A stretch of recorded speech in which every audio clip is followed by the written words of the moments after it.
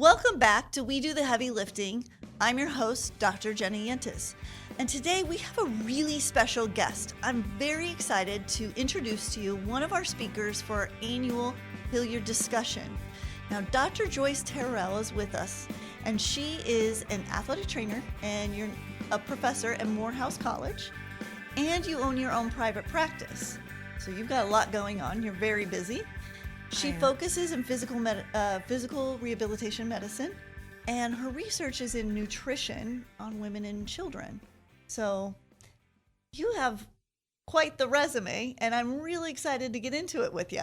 Well, thank you for having me. I'm excited to just share with you all that I've done and look forward to this discussion. Awesome. This conversation. Well, let's get to it. So athletic training is something that maybe a lot of people don't understand.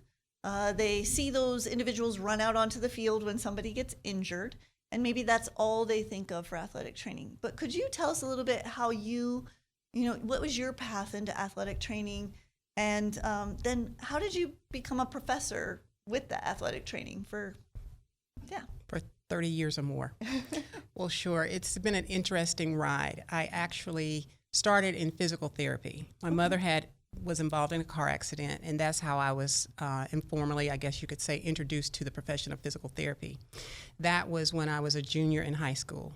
So I began to take classes that would kind of help me better understand what physical therapy was all about, as well as I was in a summer program. So during the summer, I would go over to one of the colleges, and we began with understanding more about the sciences and math and physics, so that would help me with kind of the foundational coursework needed for physical therapy. I applied for PT school, 3 schools, of which I was accepted to the University of Maryland Eastern Shore. Okay. And so I went up to Princess Anne, Maryland, had never heard of it, but my advisor said, well, why don't you apply? So I did. And it's really interesting because the other 2 schools, one was Georgia State, and the other was Florida A&M. I had been involved with those schools through summer programs, and so I thought, if anything, that might be where I would have been accepted, but no, that wasn't the case. I got accepted to Maryland Eastern Shore. So I'm in Princess Anne, never been there before, and I can just tell you that I had a hard time. Okay. I had a really difficult time, and so I didn't complete the program in physical therapy, but I did define what I wanted to do. I knew I wanted to stay in rehab medicine. So after finishing my undergraduate degree at Maryland Eastern Shore in general sciences with a concentration in physical therapy, I then went to get my master's degree in sports medicine. Okay. And so I completed my master's degree in sports medicine and went for an internship, or had an internship with Georgia Tech and their athletics. And so I stayed there for a year and was invited to go back for a second year as a GA, but unfortunately it wasn't paying any money, even and I just couldn't afford to stay there. And so with that, I left Georgia Tech and was offered an opportunity to work at Morehouse College, which is in Atlanta, Georgia, in sports medicine. So I went to Morehouse after leaving Georgia Tech, and I worked there in athletics probably for 5 years, at which Morehouse asked if I would consider teaching adjunct. And so I taught human physiology, and they came back and asked if I would teach some other course. I can't remember the course now, and so I did. And before I knew it, I was transitioning out of sports medicine and then going into teaching full time. And so I left the athletics department and went on to work with the department of, at that time, it was health and physical education. It's now kinesiology, sports studies, in physical education. And I've been working at Morehouse since then. I've left and come back. And so I said, I guess I'm on my 2nd or 3rd tour with Morehouse. They just kind of take me in and I embrace them. And so I have actually been at Morehouse now, I guess, since 1995. I don't know how many years that is, but that's how long I've been there. And I've served in several capacities for the college. I recently served as department chair for kinesiology, sports studies, and physical education. So that's how I transitioned from physical therapy into athletic training. And so what we do is athletic training. So most people, when they hear athletic training, they think you are a trainer. And it's nothing wrong with that. It's just that we are more than doing just strength and conditioning for athletes. It's so much more than that. So we are athletic trainers. We do prevention and prevention of injuries And we also manage injuries. And so I've spent many years traveling with sports teams on buses. We're not a big university at all, so we get on buses. So when I was at Morehouse, we were on the bus going from Atlanta to DC and from Atlanta to Ohio. And so it's, first of all, it's very time consuming. Yeah. So if someone has an interest in this profession, you really have to want to, I guess a coach told me one day, he said, well, I felt bad when I would come to the training room or come to school and I'd see your lights on before I arrived, and then when I left, your lights were still on. He said, I felt like I wasn't working hard enough. And if you're not a hard worker and really want to do the grind work, then this might not be the profession for everyone. So you have to really love it. You have to love standing out on the football field when it's raining and knowing my feet are wet. You're really I'm selling cold. it here. Oh, it's. I'm just telling you just the ins and outs of what this profession is all about. But some of my closest friends are athletic trainers, and I must say they're really good people because we're true and true. We just dig down, do what we have to do. We're all about the care of the individual, no matter how the injury occurs. We really want to see the athlete or the recreational athlete get back to what he or she does and do it well. And so that's kind of what I do. And it just so happens I own a clinic, and I guess you'll ask me about that later, but that's how I actually got into athletic training. Well, that's really interesting. I appreciate you sharing that story with our listeners because I think a lot of students think a path is just a straight line. Oh, no. And we have so many students in kinesiology that want to go into physical therapy, and I always tell them you need a backup plan because not all of you are going to make it in. That's right. And I always tell them, when you're thinking about any career, you always need to look at the pros and cons. So when I tell them when you're shadowing those physical therapists or shadowing those athletic trainers, ask them what they don't like about their job. Sure. Because you need that information as much as you need what they do like. Yes. And I do appreciate you mentioning too that you turned down a GA ship because they didn't have money for you. I always tell students, don't do grad school unless you're getting paid for it. Yes, because you have to have the funds. And I will be very honest and candid with your listeners. I was getting calls about paying my student loans off, and I was in graduate school at the time, and I was telling the representative, well, I'm in school, so why are you requiring me to pay this back? And so you have to think about all those things because they do matter. And so, the best laid plans of mice and men often go astray. Yeah. And so that's all I can tell you is that I was focused in on physical therapy. I knew exactly what I wanted. I had been introduced as an 11th grader, and I followed the track and did it all, but I guess it wasn't meant to be. And so here I am, and I'm okay with it. Yeah. Well, I'm glad you're here too. Thank you. So tell me a little bit about, how you got into private practice, and then we'll kind of a little bit about what it's like running a business. Oh, wow. Well, it's really, really interesting how this all came about. So I, again, mentioned that I served as chair of the Department of Kinesiology at Morehouse, and I'd often heard people say they never really liked going to work. That was never the case with me. Even though athletic training is very demanding, I never had an issue with going to work. I enjoyed what I do and did. And so I served as chair of the Department of Kinesiology, but I must say it was far more than I expected. Yeah. It takes, I guess, a certain person to be an athletic trainer as it does an administrator, but I just was not that administrator.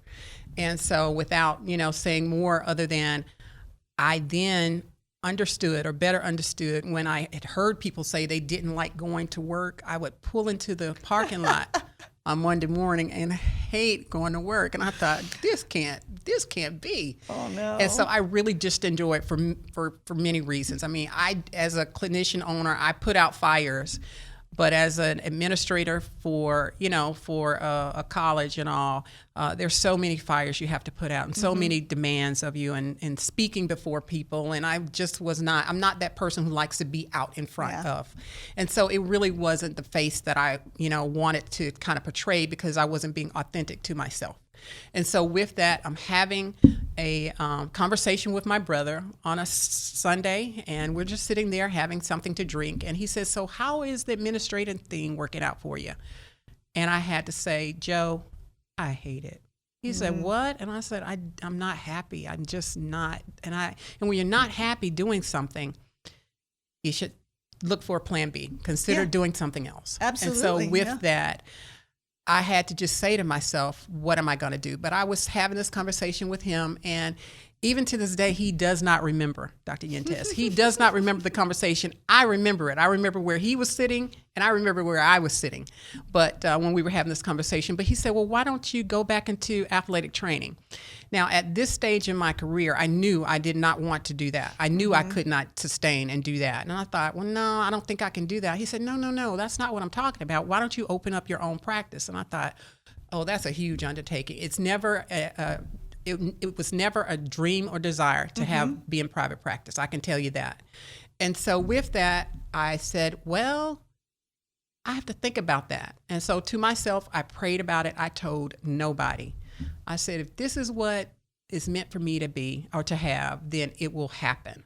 And so what I did was every Sunday, I would get in my car, and because I knew I was going to stay at Morehouse, I would drive 5 miles north of Morehouse, 5 miles south of Morehouse, 5 miles east and west of Morehouse, just to find a location possibly for a clinic. Because I knew I wanted to stay at Morehouse, but I knew the clinic had to be in close distance from to the college. And so with that, February 14th, 2021, I still remember it was a Sunday again, and I saw this building and it said for lease.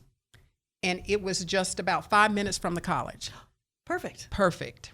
And so I said, okay, I'm listening. I'm going to try. I'm going to see what what comes of this. So I called the person who owns the building, and we met, and I looked at the space, and I guess the rest is just history. I went ahead and committed to the lease, and so far, so good. Now, I will tell you, it's really tough. Again, you have to have really tough skin. It has, serving as a clinical owner has really strengthened my faith in who I am and who I believe in. And so with that, I will tell you, there have been many times the old Joyce would not have picked up the phone and called a doctor and said, hey, look, I need this, and the other, or will you service? I'm like a clinical director, or had these special asks. But that's what and where I am right now, as the more adult, mature-like person. And so with that, it's difficult, it's challenging, but I stay committed to it. And maybe because of what I had to do as an athletic trainer all the time, given in that profession, I just kind of stick with it. And so I've enjoyed it. I will tell you some of the challenges of being in this seat, aside from just the responsibilities of paying the bills and making sure everybody's hired and happy, is that there are issues with health insurance. And billing. I was going to ask you about that. Oh, that's a tough one. So do you hire a company then to do that billing for you? Because I know that there's companies out there that sort of contract that work. Well, we have had companies to approach me, or I've had companies to approach me about this, but one of my colleagues shared with me that he knew someone who did billing for a optometrist, and she was phenomenal. And so what I did was I had to kind of now have her to do all the billing, because I was trying to do it, and I honestly didn't know what I was doing. And so with that, I called her up and I said, I'd like to speak with you. You know, I have a business and I've got to deal with this insurance, and I'm, kind of, a fish out of water. I don't know what I'm doing here. So I called her, and she said, well, sure, I will be more than happy to help you. And the blessing in this is that she said, until you really get your footing, I'm not even going to charge you much of anything at all. That is And I thought, amazing. am I here? Yeah. So it is amazing. So with that, she has been handling the billing, and we are met with challenges every day, because what one insurance company requires, another doesn't. So we have to get pre-authorization to bill for certain CPT codes. And so there's just an array. And when I say an array of challenges that we're met with. And so I'm thankful and grateful that she comes with a wealth of experience, and she's really been helpful in helping us kind of see our way through that. But one of the other things that I am considering is many practices now, physical therapy practices, and although I'm an athletic trainer, it's still, if you will, a kind of traditional rehab physical therapy practice. Many of these practices, and this has happened at least a decade or more ago, are going cash-based. So they're not accepting. Oh, yes, that's the trend. That's the trend. And so it's because it's just a flurry of problems. And so people pay for the health insurance, but then when they go to use it and when we go to bill, they pay, I'm not going to say pennies on the dollars, but the reimbursement rate is not really good. And what one insurance company may reimburse for a certain amount, the other insurance company may not. So there are some, and naturally I won't disclose any of those insurance companies, but it's just really tough to actually kind of stay on the insurance side of this. But because of the community that we are in and that I serve, I knew that we had to accept all insurances, okay? Third party, the Blue Cross Blue Shield, Cigna, United, Aetna. Getting credentialed is just another whole feat in itself. I don't even want to talk about that because you put your life. You're really selling this one too. You take on challenges. I do, don't I? I'm still kind of smiling, but you are smiling. So So you gotta love it. Yeah, you have to. You really, really do. But we had to go through credentialing. So you put up all your credentialing, and they vet you, and and this is the interesting thing: athletic trainers are not recognized by all insurance companies. Yep. Yeah. I was going to ask you about that too. Yeah. So what does that look like? We have to have a physical therapist on staff and or a doctor, and we bill under their NPIs. So it's crazy because the amount of schooling for athletic training is, it's the same for a PT, not a DPT, because they're 3 years. Right. But exactly. it's comparable. Yes. So, and see what has happened years ago, and this is kind of Medicaid, Medicare kind of sets the guidelines, I guess, if you will. So years ago, Medicaid and Medicare would accept an AT, and we could bill under our MPI, but I'm not sure what happened behind the scenes, but they no longer would acknowledge the credentials of an AT. Okay. So at that point, all the other insurance companies kind of took on, and because the Medicaid, Medicare kind of sets the trend. And so given that, we keep a PT on staff, and we also bill under a clinical director. So we bill under clinical director, an orthopedic surgeon. He provides really the service of allowing us to bill on his MPI, which is legal. Yeah. Okay. I knew that. Yeah. Okay. I don't want to get into any. Yeah. But it's similar to like a nurse practitioner or a physician's assistant. They're working under a clinical. Yeah. Yeah. So that's what we do, and so far so good. But again, it'd be great if we could lobby ATs. That is, could lobby to kind of get things back to where they were previously. But that's where we are right now, and you have to understand that as a clinical owner, athletic trainer. Clinical owner, you have to understand before you get into what you're getting into, what you're diving into, because it's a different kind of animal for us than it is for PT. Yeah. So I understood that. I talked, I guess, with my team, if you will, before we started to say, is this something we really can do? Mm-hmm. And so far, again, we're doing okay, but it's not where we want to stay to sustain. Yeah. And so I'm looking at doing some other things. We're looking to hire an orthopedic surgeon so that bringing on an orthopedic surgeon, we'd have more referrals and so on and so forth. So we're looking to do some things that will kind of help us out on that end. Yeah, so you really wear a lot of different hats owning a business. And I guess I have just a practical question really quickly is, you said you didn't have a background in business, so how did you figure out how to work out if you needed loans, or did you have to put a business plan together? I mean, how did that just kind of? Well, did you have somebody? It's interesting because we're looking to submit a proposal to one of the major airlines in Atlanta so that we can actually provide services for their reservation division. Okay. And so with that, I knew that I could write a proposal, but I knew that I needed someone really who had the savvy to really do that. So those things cost. Yeah. And so I did solicit the help and paid a consultant to write the proposal for me. Okay. So for things of that magnitude where I know that maybe I need someone else who actually can do those kinds of things, I seek out the help. But again, at a price. Yeah. Yeah.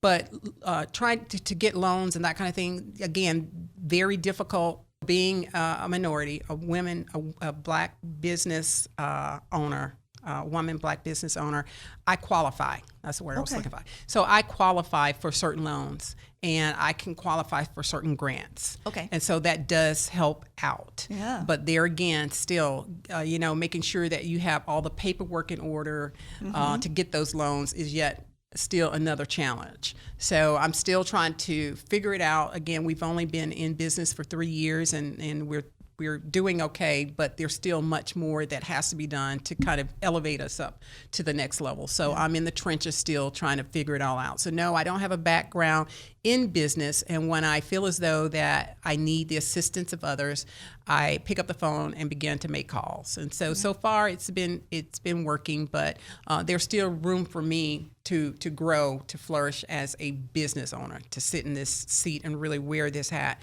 There's still some things that I have to do, and I realize those are some things that are that I have to kind of brush up on and refine. Yeah.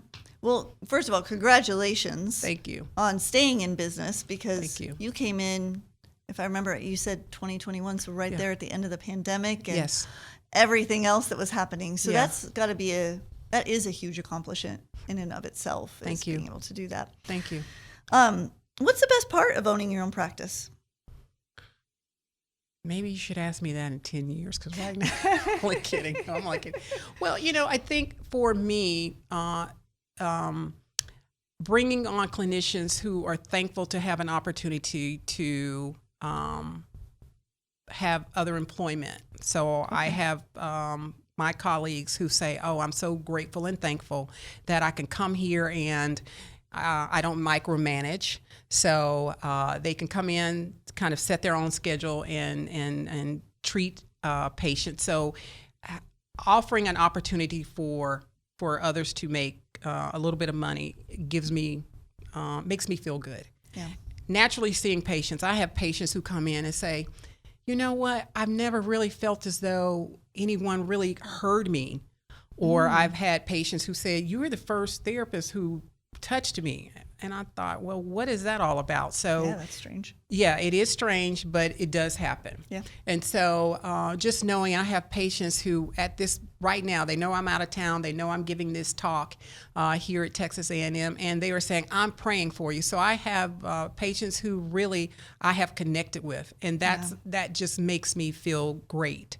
And so, yes, every day when I walk into the clinic, I'm thankful that I can turn the lights on and everything is operational, but it just feels good to be able to offer a service to the community. And that's simply what it is. It's nothing more than that, because again, it is very difficult. So I'm not sitting here saying I'm making a lot of money, because I'm not.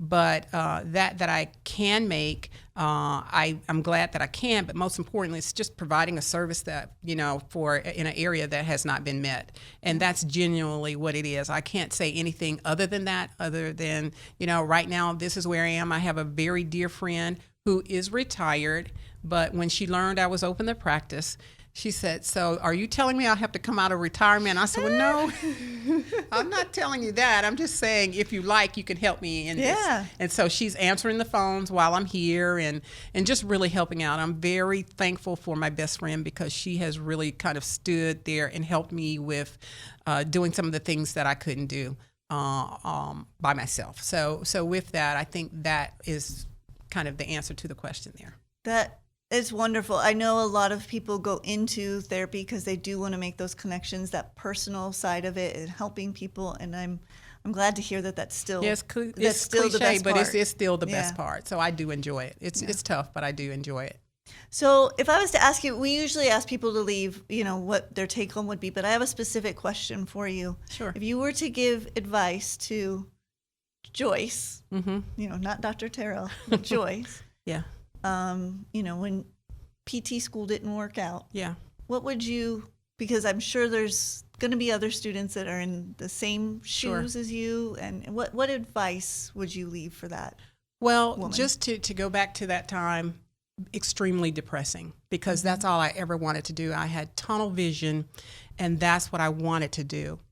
And I went through depression, I will tell you that. It was hard for me. I remember when I flew into Atlanta, I don't know, maybe my brother picked me up, and my mother had asked me, she said, well, what is it that you want to eat when you get home?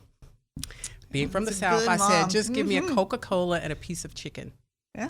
And I remember coming in, I had the Coca-Cola and a piece of chicken, and I went to my room, ate it, cried, and I probably slept for several days. Just didn't want to come out of my space. And so that Joyce then, and the Joyce I am now is to say, you're going to be okay. I know this is what you really wanted, and you gave it your all. You studied, you didn't party, but it's going to be okay, because never would I have thought that I would have owned a practice. That's not anything I ever wanted, even when I was going through PT school.